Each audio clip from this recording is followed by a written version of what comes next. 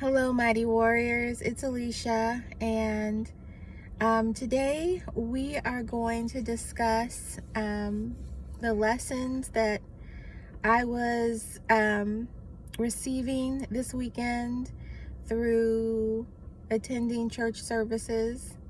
And we're going to talk about it because it was really a blessing to me to do a deep dive into the famous Psalm by David, "The Lord is my shepherd, I shall not want." Um, you know,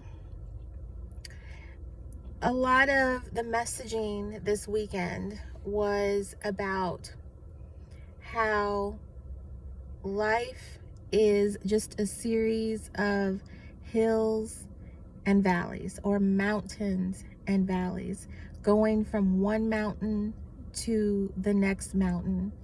But in order to get to that next mountain, we have to go through this dark valley, the valley of the shadow of death. And this weekend, the pastor really broke this scripture down in a way to kind of give a little bit more insight into how we are to approach life and all the trials and tribulations that come before us.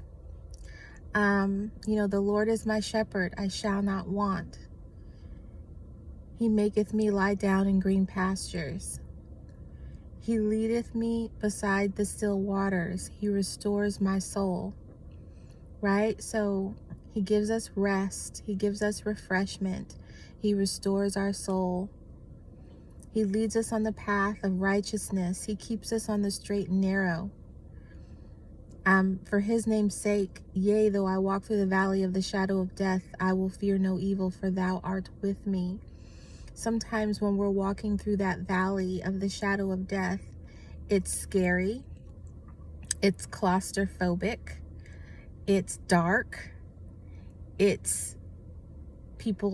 there are people who are around us who have died. There are people who have not made it out, people who have gone into the valley and given up, people who are, we're walking and there's fear in the valley.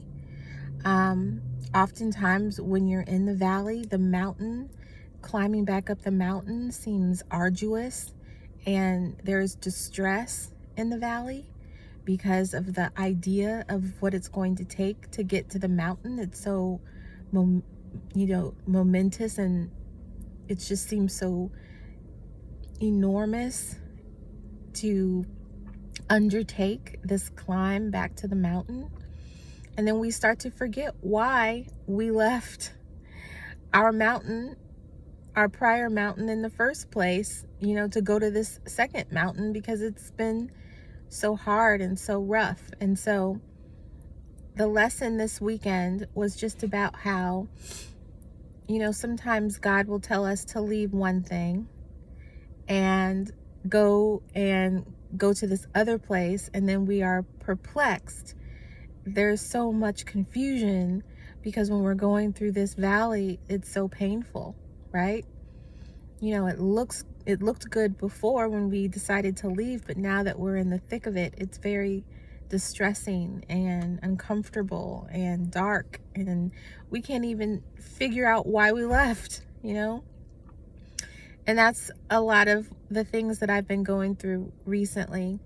I don't even know or remember anymore where I'm going or why or where I'm trying to get. I just know that I was told to leave, and now I'm sort of drudging through this valley, and it's hard, it's painful, there's a lot of suffering, it's dark, it's claustrophobic. There are lots of people who have fallen by the wayside in this valley, and I can only hope that at some point I will see a break and there will be sunshine again, But the whole purpose of this particular scripture was to teach us that, David, who wrote this, he understood what it meant to leave a place of comfort and go where God told him to go, and what it's like to be in this valley. I mean, he was pursued by Saul, who tried to kill him for 10 years, approximately 10 years. And imagining the suffering of that, of being in the wilderness and, fleeing for your life. Just imagine, even though he knew that he was going to be king, he was anointed king, all the troubles that came to him from one mountain peak to the next. Can you imagine?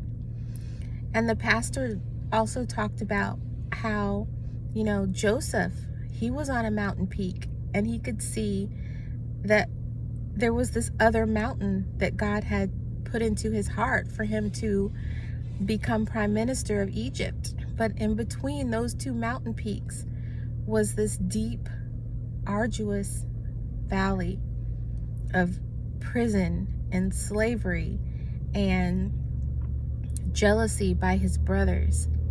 So we don't really know what is on the other side, or what it's going to take to get to the other side, I would say.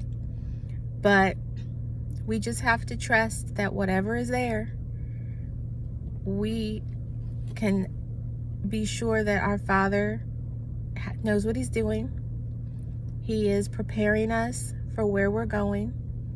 We can't even see the promise anymore, really. We don't really even know.